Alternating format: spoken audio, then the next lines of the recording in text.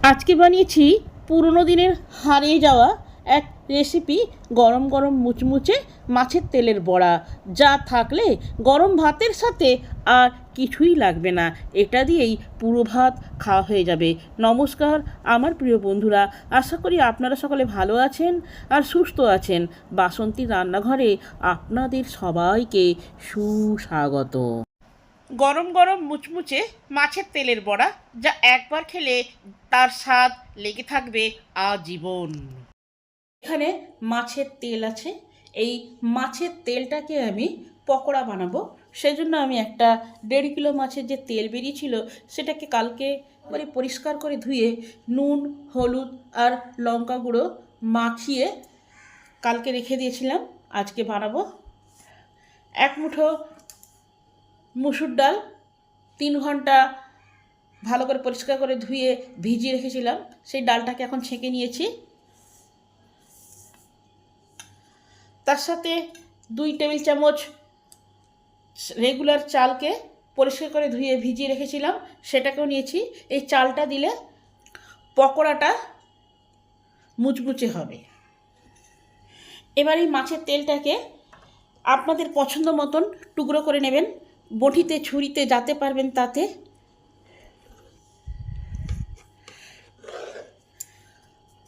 মাছের তেলটা ভালো করে টুকরো করে নিয়েছি।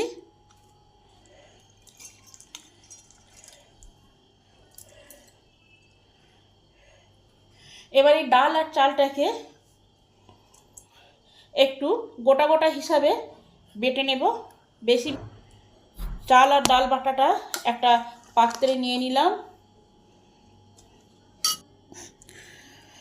তার সাথে কিছু গোটা গোটা মুসুর ডালও রেখেছি, এটা মুখে পড়লে ভালো লাগবে খেতে। পেঁয়াজ কুচি একটা দিলাম, রসুন কুচি দিলাম, তার সাথে আদা কুচি দিলাম। এই কুচোগুলো দিলে বড়াতে খেতে টেস্টি হবে। স্বাদ অনুযায়ী নুন দিলাম, হলুদ গুঁড়ো দিলাম, লঙ্কা গুঁড়ো দিলাম। যেরকম ঝাল খাবেন সেরকম দেখে দেবেন।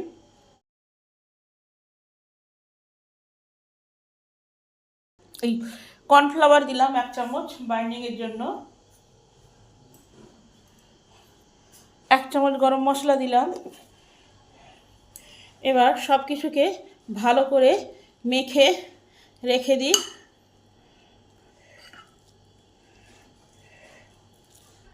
এবার এক একটা মাছের তেল নেব আর এই মিশ্রণে ভালো করে কোট করে বড়ার আকারে ভেজে নেব।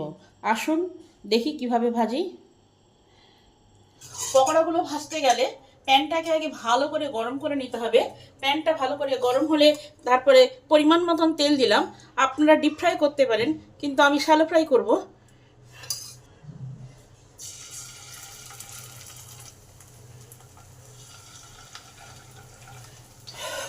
এক একটা মাছের তেল নিলাম,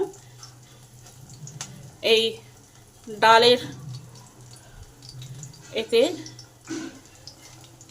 কোট করে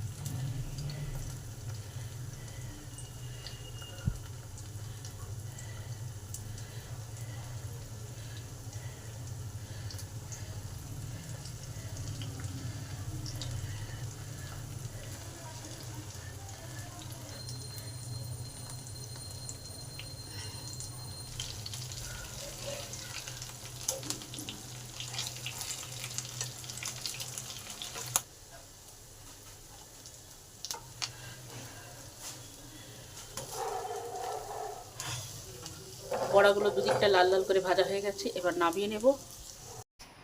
আপনারাও বাড়িতে এইভাবে মাছের তেল দিয়ে মুচমুচে মুড়মুড়ে পকোড়া বানিয়ে খেয়ে দেখবেন। রেসিপিটা কেমন হলো কমেন্ট করে জানাবেন। ভিডিওটি সম্পূর্ণরূপে দেখার জন্য অসংখ্য ধন্যবাদ। দেখা হচ্ছে অন্য কোনো নতুন ভিডিওতে। আপনারা সকলে সুস্থ থাকবেন আর ভালো থাকবেন।